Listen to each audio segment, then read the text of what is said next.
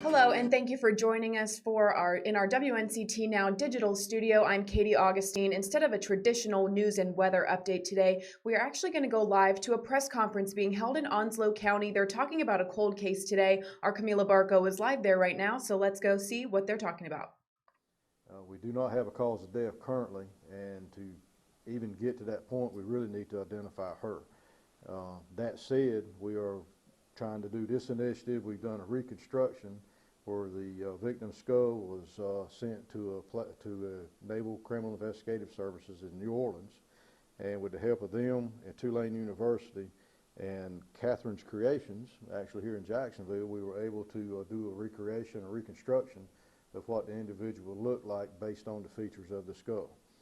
We have that here. We have multiple samples of eye color and hair color, which is a guess. Obviously, we can't tell what the eye color is with the information we have, so we've done multiple examples of it, and hoping y'all will share that with the public, and it might spark some interest.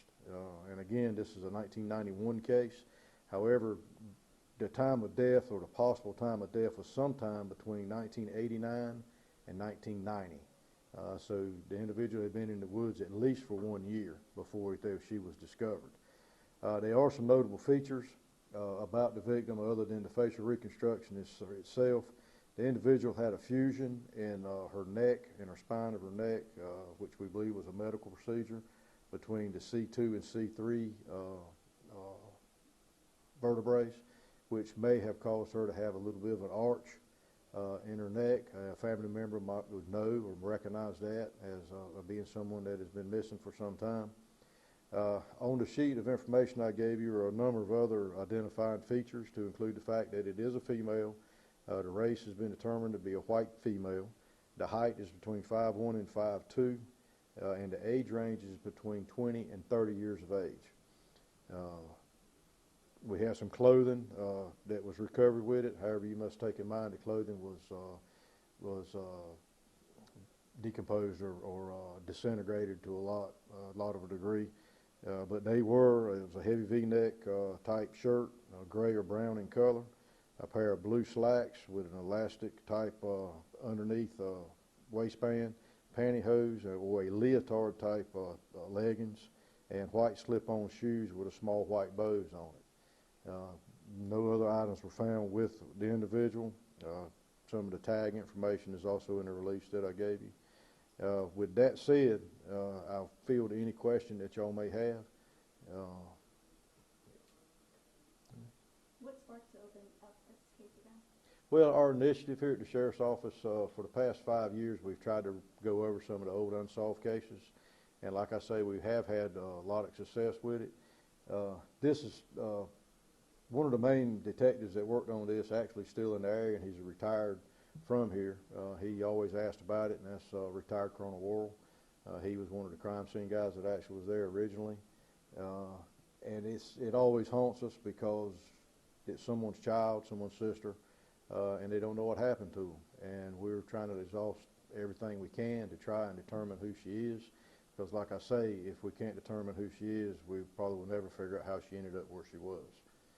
So, and this is one of several cases that we're trying to address now, and we've had some success with it. That success being we have eliminated some people who might have been suspects in different cases, and trying to get new leads and further those investigations as well. But this one here just keeps coming up for us because we don't know who she is, and we think it's important to try to bring some justice for her, to at least identify her and let the family know what happened to her. How often does it happen that, how common is it, would you say, for law enforcement to have like an over 20-year-old cold case that you don't even know who the victim is? Well, here in Onslow County, this is the only one that I'm aware of, but you hear about them throughout the country. I wouldn't say it's a common deal, but I'm sure a lot of you but have. On a local level. On a local level, rare. Jacksonville, the city had one recently discovered who she was, and they did that through some DNA testing. We've done several DNA tests with this. We're working on an effort now to try to do geno-DNA, which is basically getting the geno-DNA sample from them and entered in a public database to try to determine ancestry, which a lot of you I know are familiar with, like Ancestry.com or 23andMe. where you can submit your DNA profile and it would help identify family members that may have profiles in the system. And there have been a lot of cases solved throughout the country, both homicide cases from latent evidence and identifying unknown remains using that very technology, and that's what we are trying to do with this as well. The difficulty with this is the DNA is it's degraded, and we've had a difficult time actually getting a sample that's usable. We've tried twice. We're now trying again to try to get a geno sample that is usable, but that is an ongoing effort for us, and we hope if we can do that, it will help us find at least a relative, and if we can find even a distant relative, we feel like we can track down and find out who the individual is. So the autopsy was not able to find her cause of death whatsoever? Skeletal remains, no. We're not able to determine the cause of death, and it's like I said, if we can't figure out who she is, we will not be able to figure out how she ended up where she was. Some of the leads we have, one of the major leads has led us to Florida over the years, but all of those have not panned out. They've not led to anything fruitful for the investigation, and that's why we are here today. Yeah, I mean, the only other thing is, I know it might be kind of graphic, but when a body goes for over a year potentially, I mean, why does that make that hard to determine the cause of death? What state was the body in? Well, I mean, if it's a skeletal remains, there's no soft tissue there, so any trauma, stab wounds, bullet wounds that may not be reflected in the skeletal part of the body, you would not know is there. In other words, if the individual was stabbed and there were no marks left on the skeleton, you wouldn't know how they died if the soft tissue is decomposed and gone.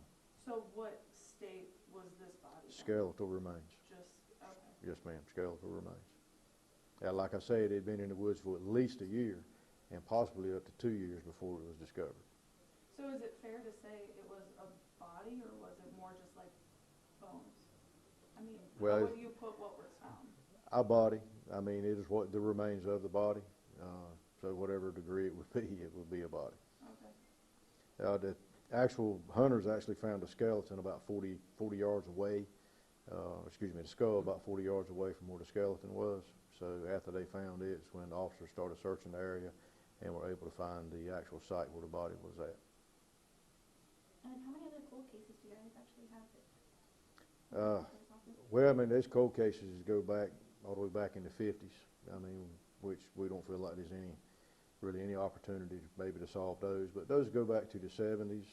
We have been able to solve, like I say, one of them, and the individual's now in prison on it. We have another one back to 79 that we're working on, probably over the years, maybe 10, 12. I don't have an exact number currently. Is this the first time you guys are addressing Onslow County about this, identifying this woman, or have you guys, done something like this before and are bringing it back? This is the first time that we've actually done something to this degree with a reconstruction. They tried to do a drawing years ago. The technology wasn't as good back then, and it was limited success. So I'm hoping maybe with the coverage that y'all provide us in the area, and maybe the possibility that it getting on social media and spreading around, because after this we will be posting as well on our site, trying to get a wide reach to try to get information.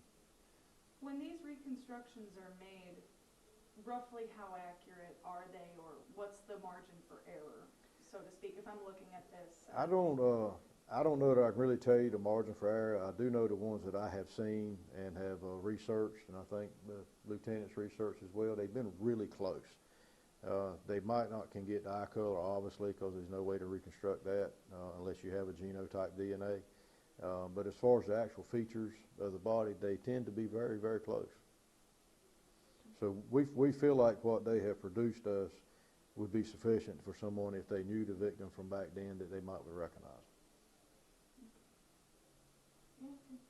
Is there any did y'all roll out like missing person cases that could have been from like back when the remains were found? I'm sorry? I mean, have you rolled out all missing person cases that might have? We explored, or they did at the time, and since then and over time, we've explored every possible missing person that might fit this description that we're aware of, taking in mind. Sometimes people go missing and are not reported. You can't get transient people that they disappear, and either there's no family to report them, or no one thinks to report them, or just thinks they're just gone.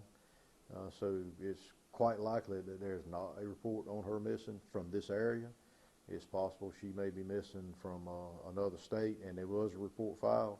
But like I say, there is a national database for unidentified victims, and her information and DNA is entered in that site and has been for a number of years. And that site is available to all law enforcement, so all through the country. Any questions the lieutenant can answer? I mean, he was behind helping identifying the sources to send this to get it reconstructed, and also been lead on trying to get the DNA sample done. I don't know who would answer this, but like, being that she was found in the woods, is it presumable to say that at least like some kind of foul play is expected? I mean, it's not likely that she was just out for a stroll in the middle. The circumstances around it, the location the body was found, foul play is definitely suspected, and it is being investigated as a homicide. But like I say, we do not have a cause of death, but it's definitely being investigated as a homicide. Okay. I don't have any other questions. Yeah. All right, y'all take whatever pictures y'all want. If y'all need more information, give us a call, and we'll try to get what we can. I really appreciate y'all's effort. We're gonna, like I say, we're gonna give y'all a chance to do your thing, then we're gonna post it on our site as well to try to get it spread around. So, When the body's thanks, found man. in the wild,